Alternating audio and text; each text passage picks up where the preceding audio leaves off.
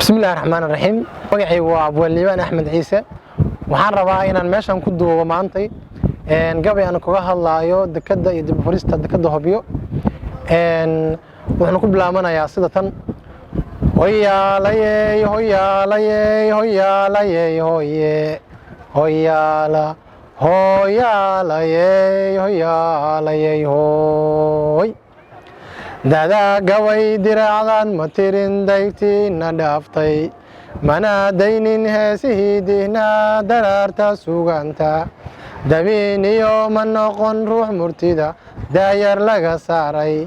dayna layma gelinoo dallay daa'ima yoraane aniga ka duruguuni siri maantay waa dacaare xumaan duugintaa leeduhu doox noqonayaaye oo dana igarabaan maansaa uga diiday afartaas dadi yamiinka iyo delmaka ikaadshay deelqaafku waa daran yahaye sadar ma deeqsiiyey ma uu diiday inuu meel dacala diif yar kaba yeesho afaar kalena sida roob da'an dad qulqulinaaye xaajooyin wada duugan baan soo daldalayaaye amuurahan daasoon baan dadyahow idin dareensiine duxda iyo dareenkiina fura gabaygu wadoore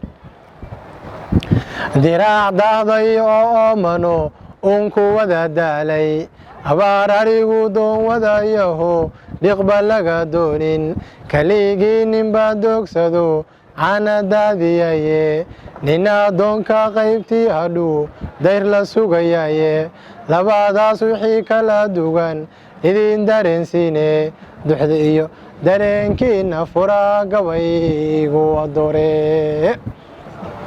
hobya godon ninkii dago ilaah daydka kaga yeelay deegaankan quruxda leh ninkii dogsan kari waayey dalxiis iyo ninkii aan ka dhisin daara hoos weyn leh kalluunkana aan dabanino dunida beecgaynin soodoonka qaybtii uu hadhay dayr la sugi mayo saxarihii duba yaalayo dooga loo bedelay marshaa dunida laga maamulo uunka wada deeqday dabaaq dunida saddexaad duhurkii loo dalxiis tagayo nin abaartii doogsanahayo daaliin soo mahan dahobyo deexiyo bannaan maalum baa dihaane macdan baa durduurto shidaal baan dul jiifnaaye bacaadkaas dabayluhu wataan dahabka cirindhe dekad aan dadkeed weli la helin maal dahsoon weeye dhirtaa dhuxusha lala doonayaa waa dawiya maniye jarka dabada loo dhoofiya isagu waa dolar fikradahaase ruuxii dayacay soo damana maahan soodoonka qaybtii uu hadhay dayr la sugi mayo dalalkaas awoodaha isbiday dabar baa waacayne kuwaa damag ahaan jiray daraad meel dukaafadahe khayrkoodu wuxuu daadiyana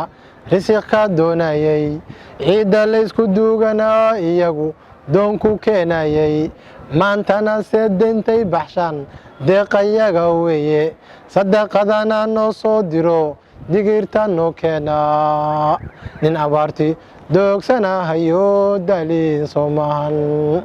afaartaas dadi